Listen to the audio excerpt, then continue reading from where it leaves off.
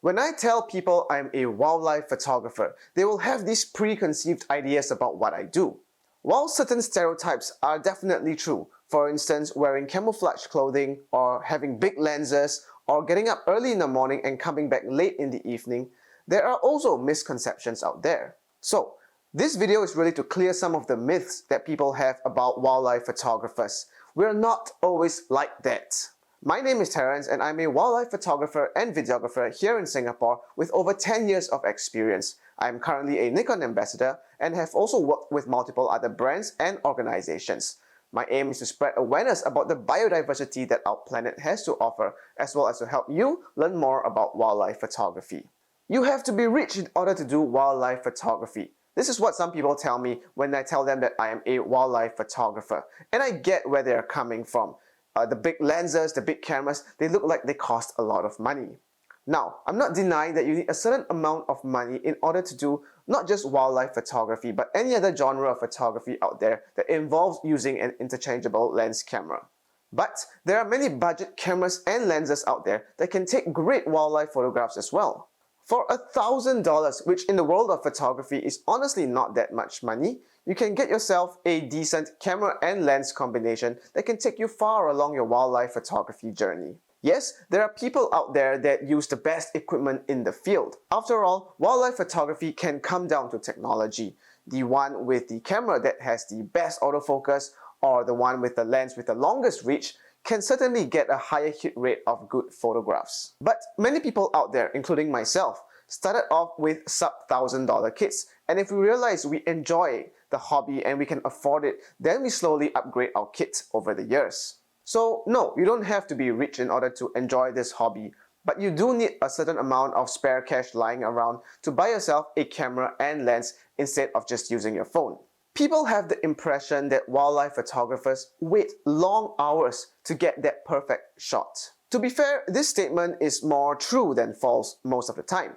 The good photographers wait for a great deal of time and sometimes they don't even get to take home any images. But there are different styles of wildlife photography. Some of us don't do a lot of waiting. These people tend to prefer hiking and photographing whatever animal that they come across. This style of wildlife photography can still produce good images, and I personally lean towards doing this style as well. So while patience is a virtue for wildlife photography, you'd be surprised to know that not all of us are that patient, and we'd be happy to just click whatever we encounter instead of waiting for that perfect shot. When people think of wildlife photography, they think of exotic locations like safaris in Africa or expeditions in the Arctic or hiking through the Amazon rainforest. And yes, these are some of the most exciting places to do wildlife photography. As wildlife photographers, many of us dream to go to these exotic locations. But not all of us get to go there. So, where do we shoot? Really, the most common place that us wildlife photographers do our thing is our own local area. Every country and city has its own parks and nature reserves, and in here, you can find plenty of wildlife as well. Of course, these parks and reserves may not have big charismatic animals like lions or elephants or bears, but they do have some of the smaller species like birds, lizards, snakes, bugs, and so on. And this is our practice ground. You'd be surprised to know that a lot of wildlife images that have won awards out there are actually not taken in exotic locations, but right in the photographer's own backyard. Since we spend the most amount of time there, we know the ins and outs of the animals that reside there, their behavior, and we are able to position ourselves to get the best possible shots. I've heard photographers who dabble in other genres of photography talk about wildlife photography like it's all about luck. You're lucky if you see the animal, and then it's just all about pressing that trigger. For the most part, wildlife photography certainly doesn't feel like other genres of photography. We don't really light as much, no such thing as three-point lighting. We don't do costumes, we don't do props, we don't set the scene, we don't direct our subjects. So many people think that it just boils down to luck, and then it's all about pressing that shutter button and firing away. But there's actually a fair bit of skill involved. Not to say that luck doesn't play a part, it certainly does.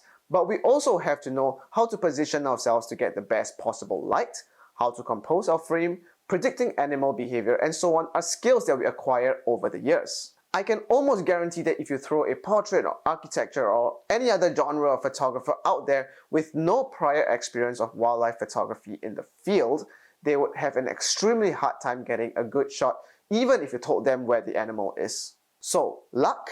Yes. We spray and pray? Yes. But there are also many other factors out there, and that comes with experience. Finally, people also ask if what we do is dangerous. A common question I get asked very often is, what is your most dangerous encounter? To be honest, wild animals tend to be more afraid of us than we are of them. They prefer not to confront us until we put them in a threatened position. Of course, once in a while there's always an exception to this rule, but I've always remained fairly safe even after 10 years. If you understand animal behavior and do things ethically, you should rarely encounter any dangerous situations at all. So, these are the top 5 misconceptions I've heard about wildlife photography. If you have heard anything else, feel free to let me know in the comments down below.